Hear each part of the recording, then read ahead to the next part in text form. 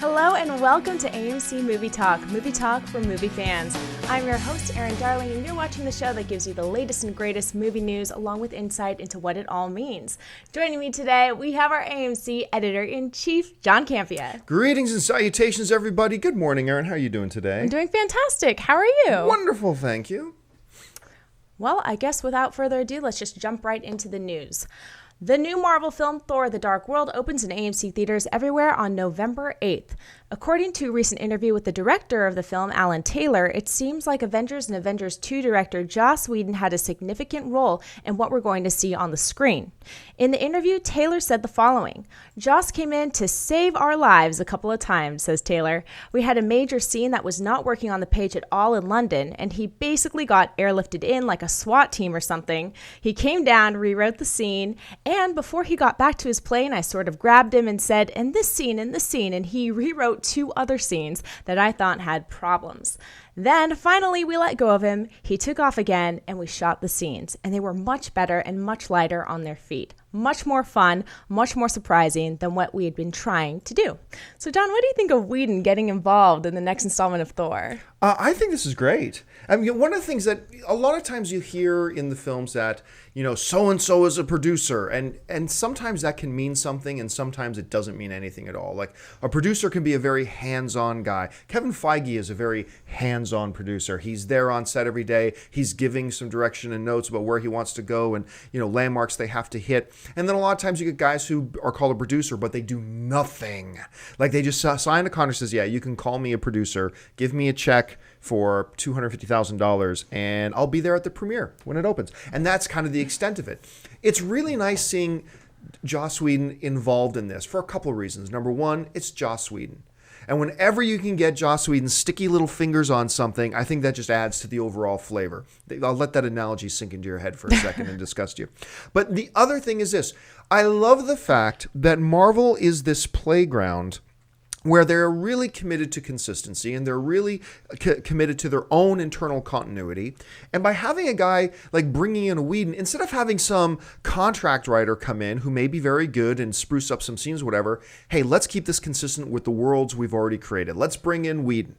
Because, his dialogue, his understanding of where this whole thing is going, his style that he's already brought into our Marvel Cinematic Universe, let's use that and make it even more consistent. So they bring him in, he rewrites these scenes, and he goes. It also tells me something about Whedon himself. It's really cool that Whedon is really committed to this whole Marvel Universe, that he's committed to jumping on a plane and flying wherever they need him, to do whatever it is they need him to do, to really make it. And it just tells me something about the way these guys love working in this Marvel Cinematic Universe. It's really encouraging to hear because as film fans, I think that's going to just do nothing but be an advantage for us when we finally see these things in theater. So I'm really excited to hear about it. So am I. I think it's great that he's involved. Agreed. It looks like the Megapack 2015 film schedule just got a little bit lighter. According to the studio, Pixar's upcoming Finding Nemo sequel, Finding Dory, which was previously scheduled for November 25th, 2015, will now be pushed back out of 2015 and will instead open in AMC theaters everywhere on June 17th, 2016. Pixar's other upcoming film, The Good Dinosaur, has also been moved back a full year and a half from May 30th, 2014 to November 25th, 2015. So, John, what do you think of all of these date movements? It's hard to speculate too much about, why is this? I mean, obviously, the Good Dinosaurs move a full year and a half. That tells me they understand they needed more time. Either things aren't where they want it to be, or they had a new idea that they really think would improve the film a lot, and so they made the push. Now, with Finding Dory, I'm not so concerned about that, because when you look at this news together, the move of Finding Dory and the move of The Good Dinosaur, what that kind of suggests to me is that they needed to move The Good Dinosaur, and because they didn't want to crowd a couple of Pixar films that close together, they decided to take Dory, which they know they can release this anytime. Finding Dory is going to be a big, major hit. Make no mistake about it, whenever they release it. So they know they've got a lot of flexibility with that. It's not that important. So it seems to me, remember, this is just me coming off the top of my head. I'm speculating. This is not Pixar's word, okay? So take this for what it's worth. But it seems to me they needed to move back The Good Dinosaur. And in doing so, they decided to accommodate it by moving Dory just because they wanted to accommodate the Good Dinosaur. I highly doubt they needed to move Dory, but they can put Dory wherever they want. It's going to be fine. I got to tell you, though, I'm very curious about the Good Dinosaur. Really? Number one, because it's Pixar. Now, Pixar, I wasn't a huge fan of Brave. Obviously, I'm not a huge fan of Cars. But, I mean, aside from that, almost everything they've done has been gold. You know, I think 7 times Pixar Studios has put out the #1 critically rated film of the year. 7 times. That's crazy. No other studio's done that, especially not in the last 30 years. But the other thing that really fascinates me about the sounds of this movie is when you listen to what the basic premise of it is. From what I understand, the premise of The Good Dinosaur is, okay, so imagine that this meteor that hits the Earth that draws the dinosaurs to extinction, what happens if that meteor missed the Earth and the dinosaurs never became extinct? What would the world look like today? I find that fascinating, and it sounds like something that Pixar would do. So I'm not worried about this news. I mean, obviously it tells me they needed to move the Good Dinosaur. There's maybe problems with that. I'm not worried about it with Finding Dory, though, at all. So I think everything's going to be fine. I love a good dinosaur flick, I have to say. Yeah, so that in Jurassic Park. That in Jurassic Park now are going to be in 2015. Yay! Okay, folks, listen, we've reached that part of the show for buy and sell. Here's how this works. In front of her, Erin's got a few other items in the world of movie news. She's going to run them down. I'm simply going to tell you whether I personally buy it or sell it. So, Erin, what do we got? The upcoming video game adaptation, Tom Clancy's Ghost Recon, has reportedly found its writers. According to reports, Matthew Federman and Steven Skaya, who were supervising producers on ABC's Charlie's Angels TV series and writers on Fox's Human Target, are going to pen the script to be produced and possibly directed by Transformers' Michael Bay. So, John, buy or sell how Ghost Recon is shaping up? It's kind of, here's the thing that really makes me interested about these writers. These are also the same 2 guys, pardon me, and I wish this movie was out a long time ago. These are the same 2 guys who are doing the rewrite on the Why the Last Man script. And I really like Why the Last Man, the comic series. It's really fascinating, and I think the writing is really crisp. The characters are really funny. So I'm very curious to see that. And the fact that these guys are doing it makes me go, huh. And so they're doing Ghost Recon too. It's also very interesting that Michael Bay is producing it and may end up directing it. And look, I've said this about Bay before. Michael Bay is never going to win an Academy Award for Best Director. Ever. All right? But, and I will stand by this, Michael Bay is also the kind of director that you put him in his wheelhouse.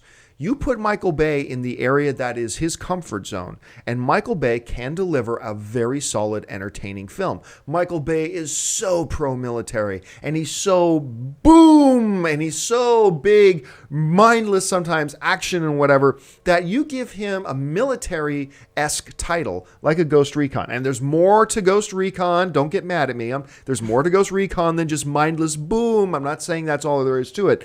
But I believe we're definitely in Michael Bay's wheelhouse. So you get the guys who are going to be writing Why the Last Man. You can pair them up with a guy like Michael Bay, who's not, once again, hasn't been officially announced that he's directing it, but he is producing it, will probably end up directing it.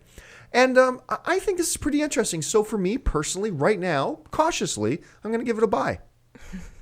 All right.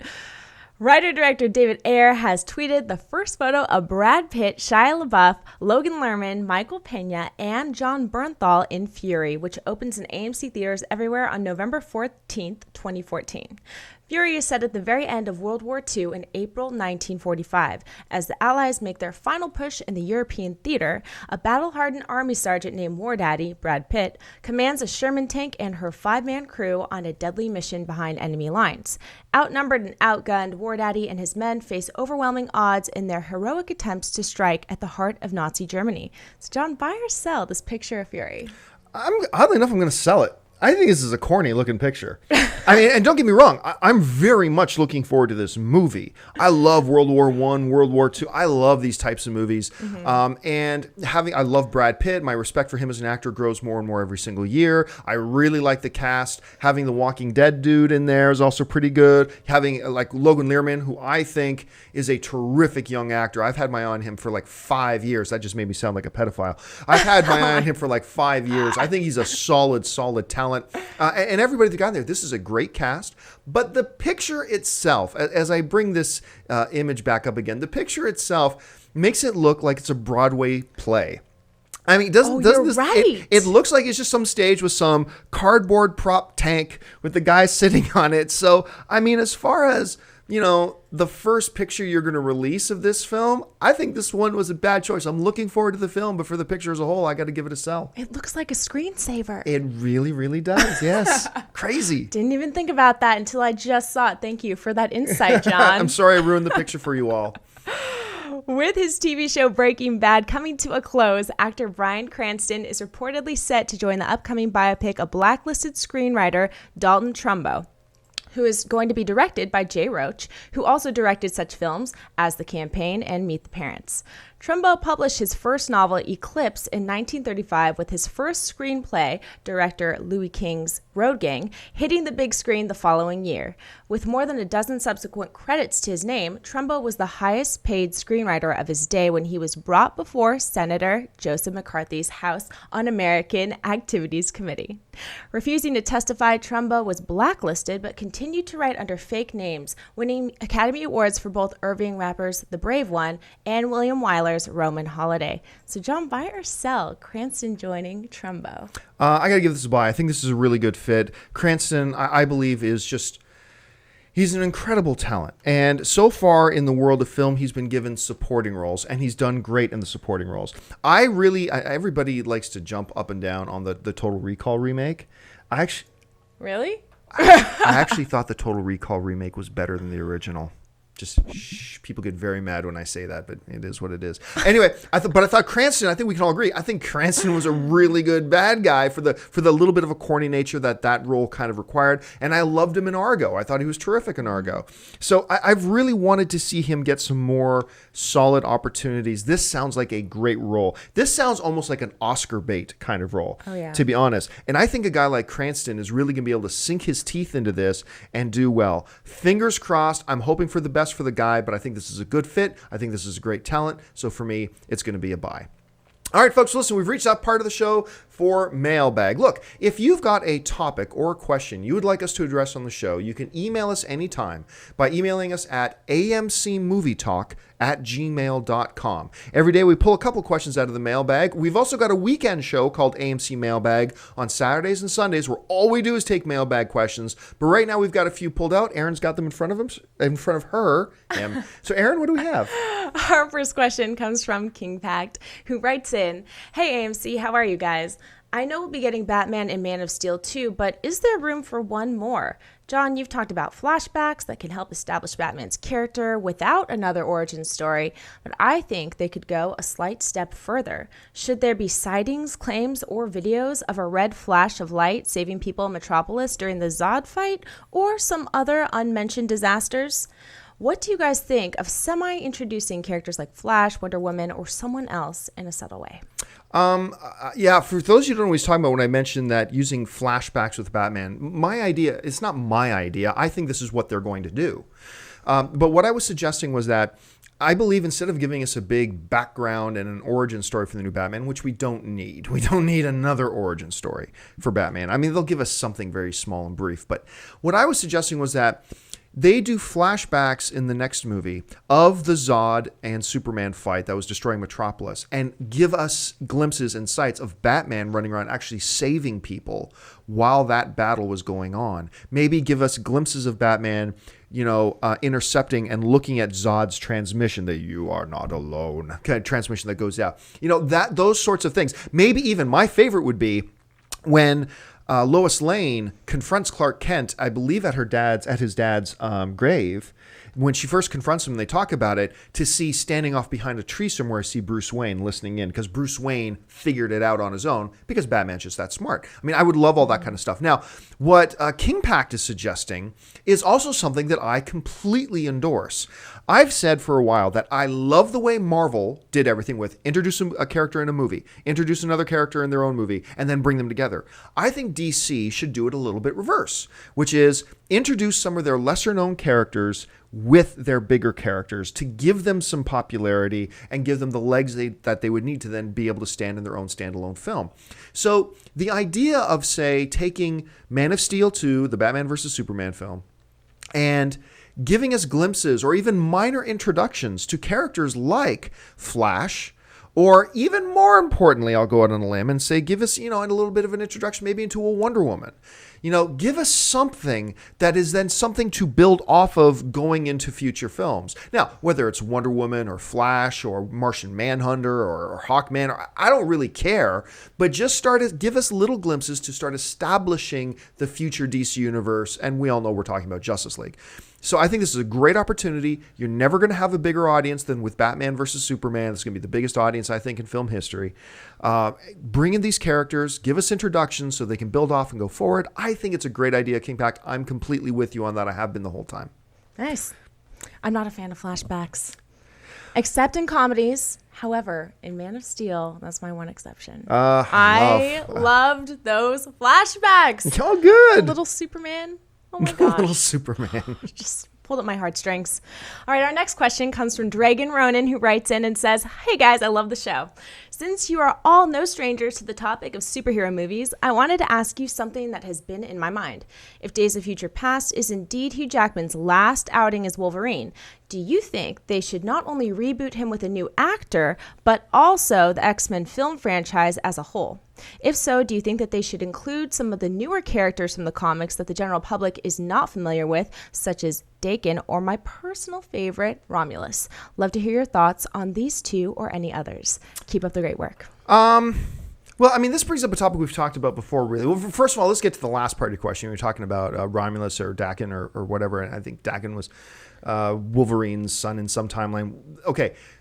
Could you introduce characters like that in a rebooted X-Men? Sure. I wouldn't build around them, though. I wouldn't have them as any of the primary characters. You got to build off of strength. And having characters that nobody's ever heard of in an X-Men universe is not building to your strength. Maybe build them up down the line, but don't build around them. But let's get to the primary question here.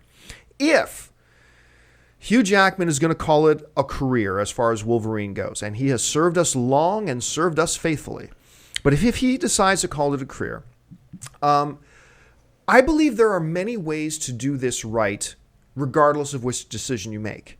If you decide to keep the current timeline, keep the current cast, don't reboot X-Men, just, maybe replace Hugh Jackman as Wolverine and maybe replace one or two other actors because they're getting older. I believe there are ways to make that work. There are. So I won't be upset if they say they're not rebooting it and they just continue on and replace a couple actors. I won't be upset at all. I believe there are many ways to make that work.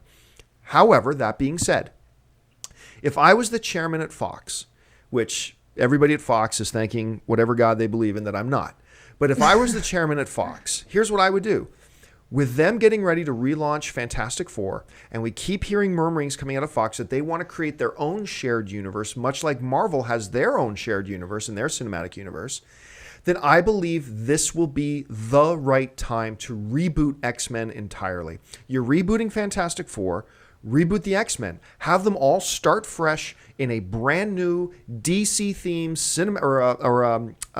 Marvel-themed, not to be confused with Marvel Studios, but in their own Fox cinematic superhero universe. This would be the right time to do it. Now, once again, let me remind you, I'm saying I believe there are good ways to do it the other way too. I believe that can work. So I'm not saying this is the only way. I'm just saying I believe this way, rebooting the entire franchise while they're rebooting Fantastic Four, presents a lot of great blank page opportunities to take now this story and take these characters, fix mistakes you've done in the past, and really start fresh. So that's personally what I would do. But Aaron, I know you're a big X-Men fan. You're a fan of these types of things. How would you see something like this? To be honest, I don't think that Wolverine should exist without Hugh Jackman. I think he completely embodies that role and did such a great job that I don't want to see another actor come in and become Wolverine. And I really don't want to see X-Men rebooted so soon either. I think that it's a great idea to introduce new characters, and this is a great opportunity to do so. But, I mean, Dakin, I don't even know how to pronounce his name because I've only ever seen it in print. That's how few people I know talk about this character. So those characters, not crazy about. And we've always been saying we want strong female characters. We want a female-centric movie that's coming out with, based on comics. And I think it's a great opportunity to introduce X-23. And I love this character. She's kind of a female clone of Wolverine. And why not give her her own movie? You've been preaching X-23 for a while. I have. Yeah. I like her. I think she's great. And now would be a great time to do that if Jackman decides to step away, of course, because I'd love to see him as Wolverine. at least one more time. Agreed. All right, what's next? Aaron Blum writes in, greetings and salutations. I think he stole that from you. I think I'm so. not sure, I'm flattered. but sounds familiar. Love you all. The show has become part of my day. With all the recent Hunger Games Mockingjay casting news, I took a look at the casting list on IMDb, and I noticed Woody Harrelson's name is not there at present for Mockingjay Part 1 and 2. I love the books and the first movie. The first movie, and I know the second, did not include certain characters, and Hamish Abernathy plays an important role going forward in the third book. Is it possible that Lionsgate is making another change in killing or writing off this character during Catching Fire? And what is Woody's contract status? Well, first of all, I don't really know what Woody's contract status is. However, I cannot believe that Lionsgate would be stupid enough to embark on a franchise and not have locked down their franchise actors. Now, this gives us an opportunity to bring up two very, very important things. Number one, just because, let's say a studio signs an 8-picture deal for Hunger Games, okay? In a world where they were going to do 8 Hunger Games movies. So let's say they signed Woody Harrelson to do 8 films. A lot of fans mistakenly believe, well, that means they're going to do 8, and they have to do 8, and they have to use Woody Harrelson to do it. That's not true. When you hear about a character or an actor being signed on in a franchise for 5 films, 10 films, whatever, that doesn't, and listen to this very carefully, that doesn't require the studio to use that actor. It requires the actor to appear in the films if the studio so chooses. So let's say, for argument's sake, that Warner Brothers signed Christian Bale to a 7-film Batman deal, okay? That doesn't mean that if Warner Brothers did a 5th or 4th Batman film, that they would have to use Christian Bale. It just means that if Warner Brothers did make a 4th Batman film and they wanted to use Christian Bale, then Christian Bale is contractually obligated to appear. So I don't understand, or I don't really know the current status of Woody Harrelson's contract with Lionsgate and Summit as far as Hunger Games goes, but I'm going to say I would have a hard time believing that they didn't sign him to appear in the entire series. Now, that being said, let's move on to the issue about IMDb. Okay, so IMDb right now, it does have listings up for Mockingjay Part 1 and Mockingjay Part 2. Those will be the final 2 films in the Hunger Games series. They're taking the last book and splitting it into 2 films, which seems to be all the rage. Now, this brings up a great opportunity to point out something else. IMDb, when getting information about past films, is very reliable. It's very, not 100%, but very, very reliable and very, generally speaking, very accurate.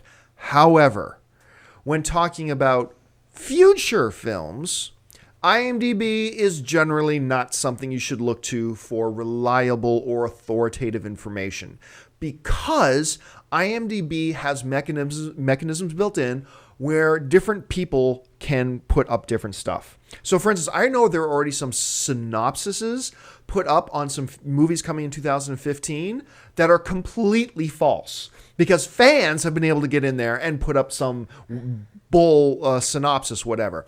And also, don't forget, we're a couple years away from Mockingjay Part 1. Just because they don't have Woody Harrelson listed in there yet doesn't really mean anything. So once again, for past films, IMDb, very reliable, very accurate. For future films, don't rely on anything there as being gospel truth, because there are too many loopholes and circles. Studios may not have just changed information. Some fans might have gone in and put in something. In some, not as bad, but in some ways it's kind of like Wikipedia that way. So I wouldn't worry about it. I would be stunned and shocked if Woody Harrelson wasn't in the final 2 Hunger Games films. I would be stunned. Now, they do have the license, and I encourage this. You don't have to 100% stick to a book. Don't. If you think something would work better on the big screen than the way the book laid it out, then do it. Because the printed page and the big screen are 2 different mediums. Just because something works in one doesn't necessarily mean it'll work in the other. Fine. But that being said, I just can't see a scenario in which they don't use this character. People love this character. He's a great actor in the character. He's done great so far with it. So up to this point, I'm curious to see how he is in the next Hunger Games film coming out here shortly. But No, he'll be there. He'll be there. But like, can you see a scenario, Aaron, in which Woody Harrelson isn't actually in the last 2 Hunger Game movies? I can't. I mean, I guess if they wrote something to kill him off, it's a possibility. But I think that the fans of the Hunger Games are so involved and so passionate about the source material that it would be really, really hard for me to believe that they'd want to change that drastically and kill off a character, especially Woody Harrelson. Who doesn't love him? I love him in it. I think he's great in it. So I think everything. I think it would be a mistake. And I don't think they're going to do it. Don't worry. I think Hamish is going to be just fine. All right, folks. Well, that'll do it for us. We've run all out of time. Thank you so much for joining us today. Listen, while I've got you, before you do anything else, do us a favor. Stop what you're doing. Take a second and click on the subscribe button. Become a subscriber to our AMC Movie News YouTube channel. It'll keep you up to date on everything going on in the world of movie news, and of course our daily AMC Movie Talk show and our weekend AMC Mailbag show. Make sure you follow us on Facebook. Make sure you follow us on Twitter. Lots of great movies playing in AMC theaters right now. Head on over to www.amctheaters.com right now for all your theater, showtime, and movie ticket information. I want to thank, as always, first of all, my lovely host today, Miss Erin Darling. Erin, where can people find you online? Twitter, Aaron A. Darling, YouTube, Aaron Ashley D, and Facebook, Aaron Darling fan page. Thanks so much for watching. And you guys can find me on Facebook at John Campia AMC or on Twitter just at John Campia. Thanks a lot for joining us, guys. My name is John Campia for AMC Movie News. And until next time, bye-bye.